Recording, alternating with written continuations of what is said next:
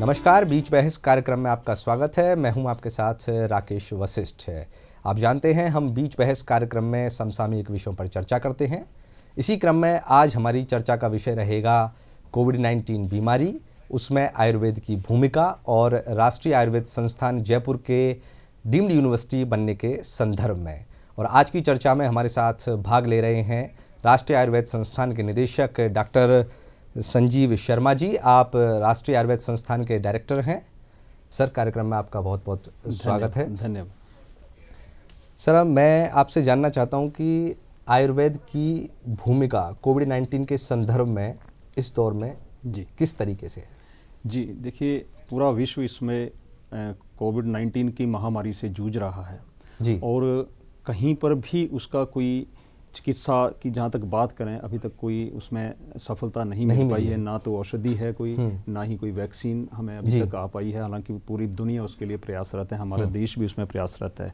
ऐसे में आयुर्वेद, जो कि भारत देश की एक विधा है, एक ज्ञान है, जो पूरे विश्व को आयुर्वेद भारत ने दिया है, इसकी भूमिका इस समय बहुत कारगर और बहुत ही अहम साबित हुई है। और एक ये ऐसा अवसर आयुर्वेद के लिए मिला है कि अपनी भूमिका को हम साबित करें और लोगों में हम पहुंच सके हैं। और ना सिर्फ देश में बल्कि पूरे दुनिया में हम आयुर्वेद की जो भूमिका है उसको लेकर के आगे बढ़े हैं। और इस क्रम में हमारे जो केंद्र सरकार है, केंद्र सरकार का आयुष मंत्रालय है, हमारे प्रधानमंत्री महोदय हैं और जितनी भी हमारे भारत देश की राज्य सरकारें हैं, उन्होंने आयुर्वेद की भूमिका को समझा है, जाना है और उसको जनता के लिए प्रयोग करने के लिए भी आगे बढ़ कर के आह्वान किया है।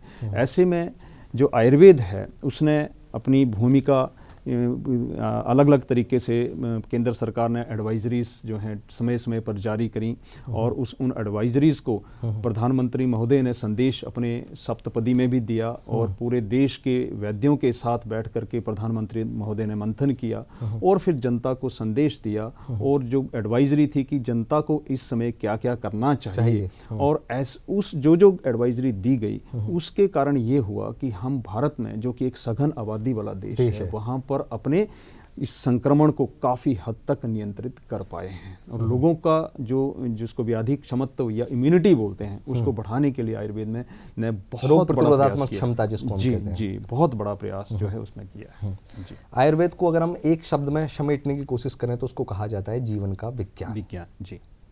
मैं विस्तृत तौर पे आपसे जानना चाहूँगा कि आयुर्वेद है क्या?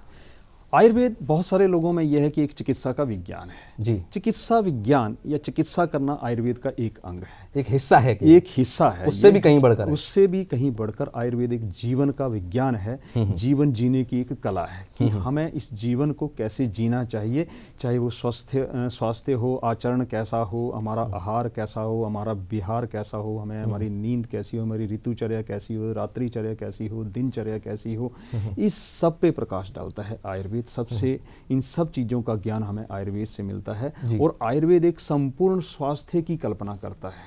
अच्छा। संपूर्ण स्वास्थ्य का तात्पर्य ये है कि हम ना मात्र शारीरिक रूप से स्वस्थ हों बल्कि हम शरीर से, हम मन से अपने आप को स्वस्थ और प्रसन्न महसूस करें और हमारी आयु जो है, मतलब लाइफ स्पैन, आयु का मतलब है जो लाइफ स्पैन है हमारा, वो सुखमय हो और हमारी आयु, हमारा जो लाइफ है वो यूजफुल भी हो। सिर्फ सुखमय होना ही काफ़ी नहीं है, वो यूजफुल भी, हित आयु हो, मतलब हम परोपकार के भी कुछ कार्य करें, ऐसी कल्पना आयुर्वेद करता है। और वही आयुर्वेद का मूल ये है और चिकित्सा उसका एक अंग है। जी। तो आपके हिसाब से आयुर्वेद जो है वो चिकित्सा के साथ साथ जीवन दर्शन का भी एक अद्भुत संगम है? जी बिल्कुल, एक अद्भुत संगम है। और आयुर्वेद पहले बात करता है कि स्वस्थ व्यक्ति को स्वस्थ कैसे रखा जाए और उसके स्वास्थ्य को और कैसे बढ़ाया जाए, और किसी कारण से फिर अगर बीमार पड़ता है तो उसकी चिकित्सा कैसे की जाए, ये आयुर्वेद का एक उद्देश्य मुख्य रहता है। जी। अगर हम जानना चाहें कि मूलभूत अंतर आयुर्वेद और एलोपैथी में मूलभूत अंतर क्या है?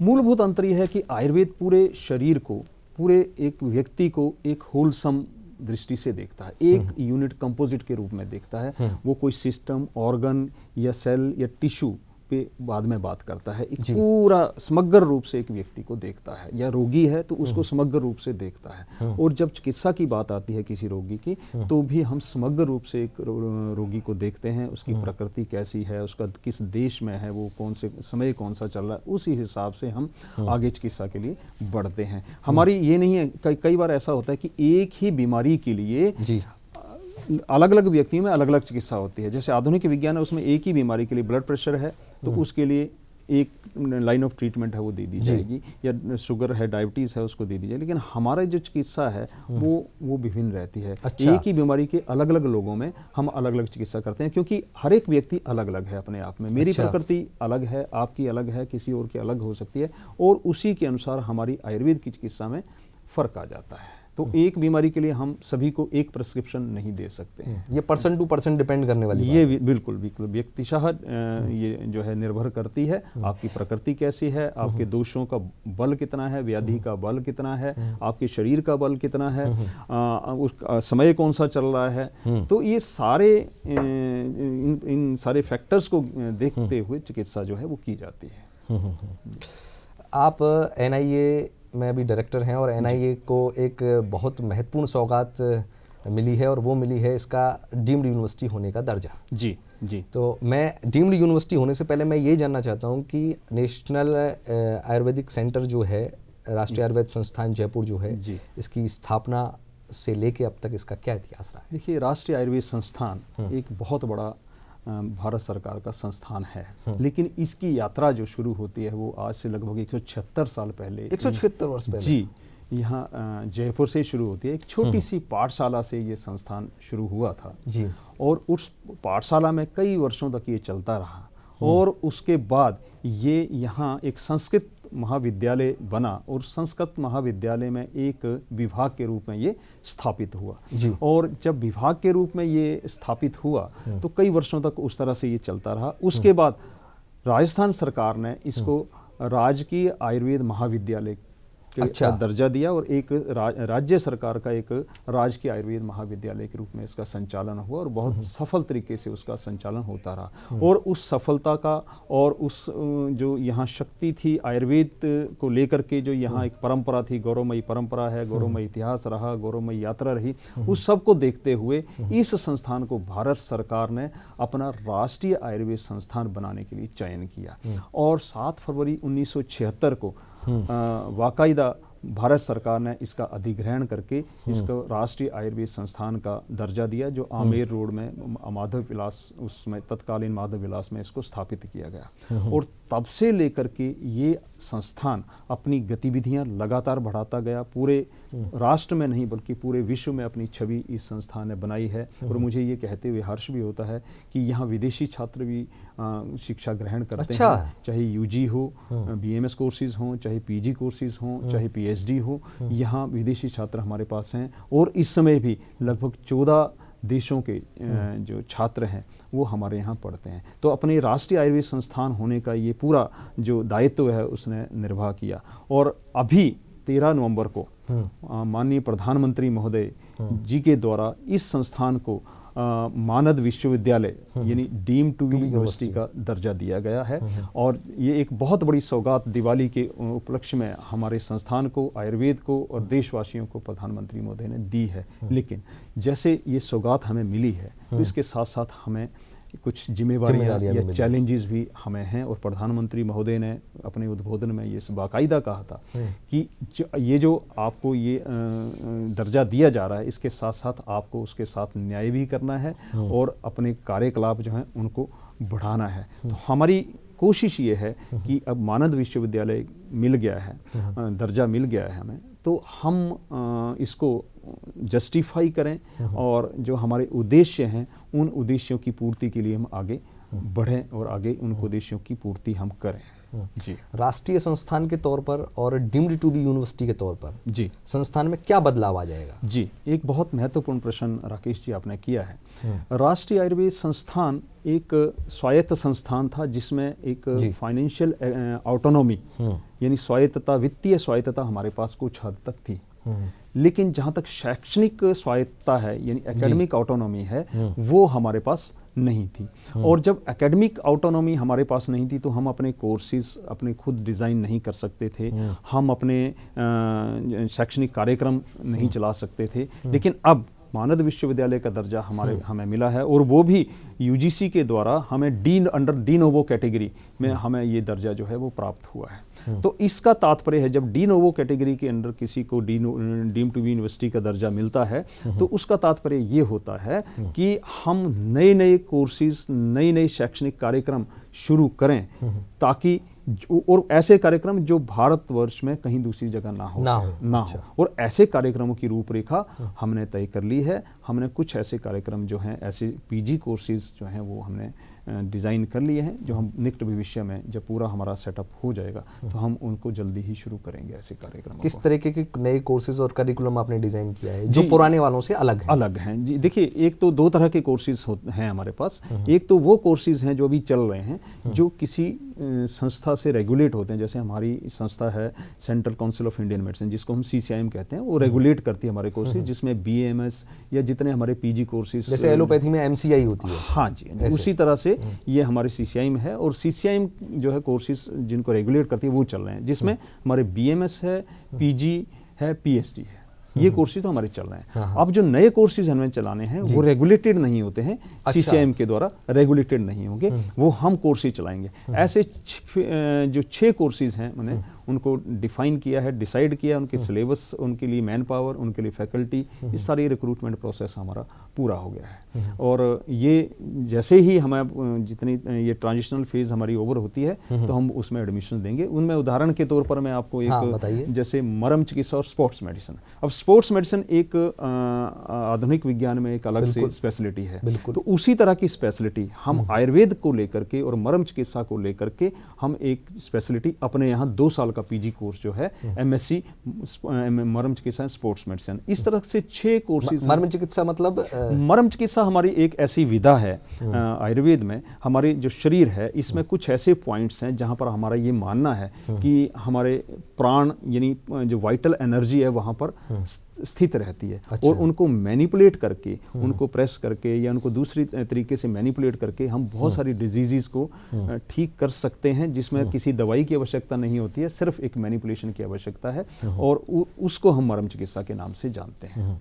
अभी आयुष मंत्रालय ने कोविड-19 को लेके नेशनल क्लिनिकल मैनेजमेंट प्रोटोकॉल्स जारी किए थे। जी जी जी, क्या हैं ये प्रोटोकॉल्स? देखिए, भारत सरकार के आयुष मंत्रालय के द्वारा और स्वास्थ्य मंत्रालय, हमारे हर्षवर्धन जो हमारे माननीय स्वास्थ्य मंत्री हैं और हमारे जो आयुष के मंत्री हैं श्रीपाद नाइक जी, इन्होंने मिल करके एक national treatment protocol, management protocol जो है आयुर्वेद और योगा का जारी किया है। आयुर्वेद और योगा दोनों का प्रोटोकॉल जारी किया है। और इसका तात्पर्य ये है कि जो कोविड के पॉजिटिव पेशेंट्स हैं उनको आयुर्वेद की चिकित्सा और योग को मिला करके चिकित्सा जो लेनी है उसमें संदर्भ में ये किया है, और उसमें बताया गया है कि क्या क्या चिकित्सा रोगियों को लेनी चाहिए। लेकिन वो चिकित्सा रोगियों को अपने जो चिकित्सीय परामर्श में लेनी चाहिए, और चिकित्सकों के लिए एक तरह से वो प्रोटोकॉल है कि किस तरह से आप रोगियों को उसका प्रिवेंशन कर सकते हैं, या किसी को पॉजिटिव हो गया तो उसको क्या चिकित्सा आप दे सकते हैं, या पॉजिटिव हो गया और उसको लक्षण साथ में हैं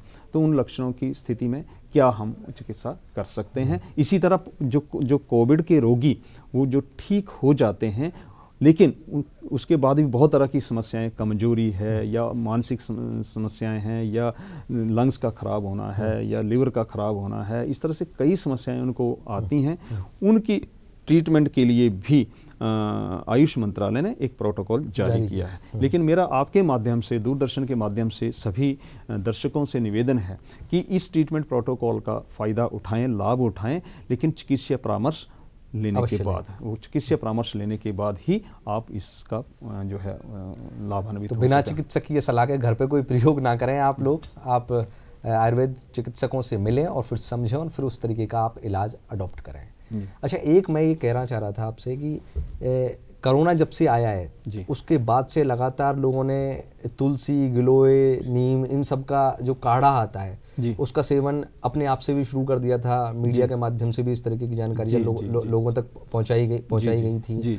और ये बताया गया कि भाई ये एक तरीके से इम्यूनिटी बूस्टर का काम करता है। काम करेगा। जी, आपके विचार इस पर? जी जी, देखिए ये आपने देखा होगा, जैसे मैंने शुरू में भी बात करी कि आयुष मंत्रालय ने एक बहुत पहले मार्च महीने में एक एडवाइजरी जारी की थी, और उस एडवाइजरी में वो आम लोगों के लिए एडवाइजरी थी, और आम लोगों को बताया गया था कि इस कोरोना काल में आपको क्या क्या करना है और किन किन चीज़ों का हमें सेवन करना चाहिए। तो वो लोगों ने जो प्रयोग किया वो सारा उस एडवाइजरी के अनुसार ही प्रयोग किया, और सबसे बड़ा जो किचन है हमारा, रसोई घर जो है, वो हमारी सबसे बड़ी फार्मेसी है, और उस फार्मेसी का ही हमने जब एडवाइजरी आयुष मंत्रालय ने जारी की तो कोई बहुत बड़ी बड़ी दवाइयाँ उसमें नहीं बताई गई थी। उसमें छोटी छोटी चीज़ें जो हमारे किचन में, हमारी रसोई में लगातार उपलब्ध रहती हैं, ऐसी ही चीज़ों का प्रयोग, या च्यवनप्राश का प्रयोग, या दूध का हल्दी डाल करके प्रयोग, ऐसा लोगों से आह्वान किया था कि इसका प्रयोग करें। और वो संदेश ग्रास रूट तक, आम आदमी तक बहुत ज़बरदस्त तरीके से मीडिया के माध्यम से, आप लोगों के माध्यम से जनता तक पहुंचा, और जनता ने भरपूर उसका सेवन जो है वो किया, और उसका फ़ायदा भी जनता को मिला है। अभी हमने एक संजीवनी ऐप आयुष मंत्रालय ने लॉन्च की थी, और उस संजीवनी ऐप में आयुष मंत्रालय ने एक सर्वे किया, और उस सर्वे में ये वो जो संजीवनी ऐप में लगभग 1.47 करोड़ लोगों ने रजिस्टर किया उसको, यानी लगभग देश की 1% जनता ने उसमें भाग लिया उस सर्वे में। और ये पाया गया कि 80 से 85% लोग जो हैं, लगभग 85% लोग जो हैं, वो कोई ना कोई किसी न किसी तरीके से आयुर्वेद या आयुष की किसी न किसी चीज़ का प्रयोग करते हैं या कर रहे हैं। और उसमें जब फर्दर एनालिसिस किया तो सबसे ज़्यादा आयुर्वेद की जो विधियां हैं या आयुर्वेद की औषधियां लोगों को, जैसे आपने कहा काढ़े के रूप में तुलसी, मुलट्ठी या गिलोय या अश्वगंध, इनका प्रयोग लोग कर रहे हैं। तो इससे ये जाहिर होता है कि कितने हद तक हमारे आयुर्वेद का या आयुष चिकित्सा पद्धतियों का इम्पैक्ट हमारी जनता पे है, और जनता इसको सहर्ष स्वीकार करती है और सेवन करती है। और जब उनको, उस जनता को हम बताते हैं, सही तरीके से बताते हैं कि ये प्रयोग करना चाहिए, तो वो करते भी हैं, और उसका फ़ायदा भी आम जनता को बहुत मिला है। जी। तो कोरोना जैसी बीमारी आने के बाद लोगों का काढ़ा जैसी चीज़ों का सेवन करना, क्या इस बात का प्रमाण है कि लोग अब आयुर्वेद की तरफ लौट रहे हैं? जी, ये एक बहुत बड़ी बात है कि लोग जो एक वेस्टर्न या पश्चिमी चिकित्सा पद्धति की तरफ जा रहे थे। देखिए, पश्चिमी चिकित्सा पद्धति की अपनी एक पहचान है, उसकी अपनी विशेषताएं शक्ति है, उसकी विशेषताएं हैं, और उसका हम पूरा सम्मान करते हैं। और बहुत संबल पश्चिमी चिकित्सा पद्धति ने स्वास्थ्य सेवाओं में दिया है। लेकिन कहीं ना कहीं आयुर्वेद जो है या भारतीय चिकित्सा पद्धतियाँ जो हैं वो कुछ पीछे रह रही थी या चल रही थी। लेकिन ये एक ऐसा समय आया, हालांकि संकट का समय था, लेकिन संकट के समय में आयुर्वेद ने लोगों का बहुत बड़ा साथ दिया है और लोगों को बहुत बड़ी एक राहत दी है। और उस कारण से हम ये कह सकते हैं कि अब आयुर्वेद जो है वो जनमानस, आम जनमानस में, न केवल भारत में बल्कि पूरे विश्व में एक अपनी पहचान और प्रसिद्ध हुआ है। कोविड-19 की रोकथाम और बचाव के लिए तो काढ़ा ठीक है जी। प्रश्न ये है कि क्या जब कोविड-19 हो गया जी, उसके बाद क्या रेमेडी होगी आयुर्वेद में? देखिए, वही मैंने जो नेशनल मैनेजमेंट प्रोटोकॉल जो हमने अभी चर्चा की, जिसके ऊपर आयुष मंत्रालय ने बाकायदा नेशनल मैनेजमेंट प्रोटोकॉल जो है वो आयुर्वेद और योगा का जारी किया है। और उसमें यही बताया गया है कि पहले तो ये बात कि अगर आपको रोकना है, उसको प्रिवेंटिव या प्रोफिलैक्टिक रूप में लेना है, तो आपको क्या क्या लेना चाहिए। उसमें गड़ूची है, गड़ूची प्लस पिपली है, यानी गिलोय जिसको कहते हैं, या काली जो ये पिपली जो है, पाइपर लॉन्गम उसको कहते हैं, उसका प्रयोग आप करें। च्यवनप्राश का प्रयोग कर सकते हैं। और जब किसी को कोरोना हो गया और लेकिन लक्षण नहीं है, कोविड तो पॉजिटिव है वो, लेकिन उसको लक्षण नहीं है, तो ऐसे के लिए, ऐसी परिस्थिति के लिए भी प्रोटोकॉल जारी किया गया है, औषधियाँ बताई गई हैं, लेकिन साथ में चिकित्सीय परामर्श लेना जरूरी है। और अगर कोविड पॉजिटिव हो गया है और उसको कुछ लक्षण आ रहे हैं, तो उसमें ऐसी स्थिति में भी प्रोटोकॉल या दवाइयाँ बताई गई हैं, और उन दवाइयों का प्रयोग आप चिकित्सीय परामर्श से कर सकते हैं। लेकिन ये बात सही है कि आप चिकित्सीय परामर्श लें और जो दूसरे मेजर्स हैं जैसे मास्क लगाना, हैंड हाइजीन है, डिस्टेंसिंग है, इसका लगातार प्रयोग करते रहें और ये चिकित्सा लें। और अगर हाँ सीवियरिटी की तरफ आगे बढ़ते हैं, सीवियर जाता है तो फिर पुनह आपको लंग्स में इन्फेक्शन हो गया, निमोनिया हो गया, सांस लेने में दिक्कत आ रही है, ऑक्सीजन लेवल आपका नीचे जा रहा है, तो ऐसे में आप चिकित्सा एलोपैथिक चिकित्सा का आप परामर्श लेकर के उसके अनुसार चिकित्सा करें। जी, तो ऐसा प्रोटोकॉल जो है जारी किया है। जी, राष्ट्रीय आयुर्वेद संस्थान जयपुर में कोरोना को लेके कोई क्लिनिकल ट्रायल या ड्रग्स का ट्रायल या ड्रग्स को लेके कोई रिसर्च? जी, ये क्योंकि अब तो आप डीम्ड टू बी यूनिवर्सिटी भी होने जा रहे हैं। जी जी, तो रिसर्च की चीज़ों को तो बढ़ाना ही होगा। बिल्कुल, हमने बहुत बड़ा रिसर्च प्रोजेक्ट्स कोरोना के ऊपर किए हैं भारत सरकार के माध्यम से। एक रिसर्च प्रोजेक्ट जो हमने पॉपुलेशन बेस्ड स्टडी लगभग 10,000 से ऊपर 10,500 लोगों के ऊपर हमने यहाँ जयपुर और राजस्थान के अन्य जिलों में किया, और जो एक बहुत बड़ा रिसर्च ट्रायल है जिसमें कोरोना को लेकर के यानी कैसे हम कोरोना को रोक सकते हैं। हमने गुड़ूची घनबटी जो गिलोय की एक गोलियां हैं उनका प्रयोग यहाँ पर लोगों में किया और 2 ग्रुप में पॉपुलेशंस को, जनता को बांटा, और उसमें एक ग्रुप में हमने दवाई दी, एक में नहीं दी। तो फिर देखा कि उसमें कितने लोग पॉजिटिव कौन से ग्रुप में हुए हैं। तो हमने ये पाया कि जिनको गुड़ूची घनबटी दी गई उनको बहुत कम लोग पॉजिटिव हुए बजाय कि दूसरे ग्रुप के, और जो ग्रुप में पॉजिटिव हुए गुड़ूची घनबटी वाले में उसमें भी जो लक्षण थे या सिम्टम्स थे बहुत कम रहे और रिकवरी जो है बहुत फास्ट हुई। तो एक बहुत बड़ा ट्रायल ये हमने किया है। दूसरा, हमने all India institute of medical science Jodhpur के साथ मिलकर एम्स जोधपुर के साथ मिलकर के हमने एक ट्रायल किया है। वो कोविड पॉजिटिव पेशेंट्स पे किया है, जिसका पब्लिकेशन। अच्छा, वो तो था बचाव के लिए, ये तो बचाव के लिए था, और ये जो है ये पॉजिटिव इम्यूनिटी बढ़ाने के लिए था। जी जी जी जी। और ये जो ट्रायल किया था हमने, ये पॉजिटिव पेशेंट्स के ट्रीटमेंट के लिए था as an add on therapy. तो उसमें हमें बहुत अच्छे रिजल्ट्स परिणाम मिले हैं। उनकी पब्लिकेशन आएगी और उन परिणामों को लेकर के हम काफ़ी उत्साहित भी हैं, और एम्स जोधपुर या दूसरे किसी संस्थान के साथ हम मिल करके एक लार्जर सैंपल साइज पे हम वो स्टडी आगे प्लान कर रहे हैं। इसके अतिरिक्त च्यवनप्राश हमारी एक, आप सभी जानते हैं कि च्यवनप्राश एक हमारी बहुत बड़ी एक रसायन औषध है जो आयुर्वेद की विश्व को देन है। उसके ऊपर भी हमने एक यहाँ पर स्टडी की और उसके भी परिणाम अच्छे आए। और राष्ट्रीय आयुर्वेद संस्थान ने कोरोना काल जब बहुत भयंकर स्थिति में था उस समय पूरे जयपुर में इम्यूनिटी किट, जो इम्यूनिटी बूस्टर किट जो हैं वो वितरित किए। जितने कोरोना वॉरियर हैं, हमारे पुलिसकर्मी हैं, स्वच्छता सैनिक हैं, ऐसे सभी लोगों को हमने इम्यूनिटी किट बूस्टर किए, और उसका प्रभाव ये रहा कि लोग बहुत कम पॉजिटिव हुए। और दूसरा ये रहा कि उसकी इतनी मांग है कि अब हमें बल्कि मांग पूरी करना जो है वो मुश्किल हो गया हुआ है। और हमें अच्छा लगता है कि गवर्नर हाउस हो या सीएम का ऑफिस हो या दूसरी जगह, कई जगह पर हमने ये इस तरह की इम्यूनिटी किट बांटे हैं, और अभी भी डिमांड जो है वो आ रही है। जी, आपने जिक्र किया था कि विदेशी छात्र भी यहाँ अध्ययनरत हैं। जी, राष्ट्रीय आयुर्वेद संस्थान में। जी। और एक तरफ हम देखते हैं कि आजकल बच्चों का जो क्रेज है वो एलोपैथी चिकित्सा पद्धति की तरफ ज़्यादा है। जी। तो आपको ये अंतर किस स्तर तक महसूस होता है कि विदेशी छात्र जो हैं वो तो आयुर्वेद पढ़ने के लिए लालायित हैं जी, और यहाँ के जो छात्र हैं वो नहीं, यहाँ के छात्र भी आयुर्वेद में काफ़ी रुचि रखते हैं, और हमारा जो एडमिशन प्रोसेस है वो नीट के थ्रू ही है। अच्छा। हाँ जी, तो यहाँ के, क्योंकि राष्ट्रीय आयुर्वेद संस्थान की कोई भी सीट हमारी खाली नहीं जाती है। अच्छा। ये हमारे लिए गौरव की बात है। तो हमारे देश के छात्रों में, युवाओं में आयुर्वेद को लेकर के उत्साह बढ़ा है।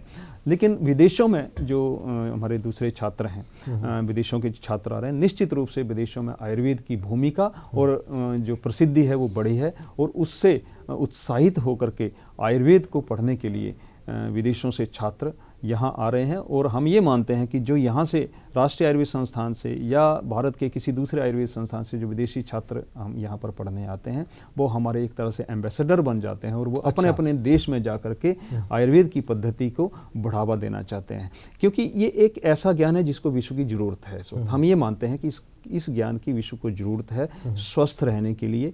मैंने पहले कहा कि सिर्फ फिजिकल रूप से स्वस्थ रहने के लिए नहीं, बल्कि मानसिक रूप से भी, और एक अच्छा एक वातावरण बनाने के लिए, सौहार्दपूर्ण वातावरण पूरे विश्व में रहे और स्वस्थ रहें सभी लोग, ऐसा संदेश और ऐसा यथारूप से स्थापित करने के लिए आयुर्वेद की निश्चित रूप से आवश्यकता है। और ये जो विदेशी छात्र आ रहे हैं हमारे एक तरह से एम्बेसडर का काम करते हैं। ठीक है सर, मुझे वाइंड अप करने के लिए बोला जा रहा है, समय का अभाव है।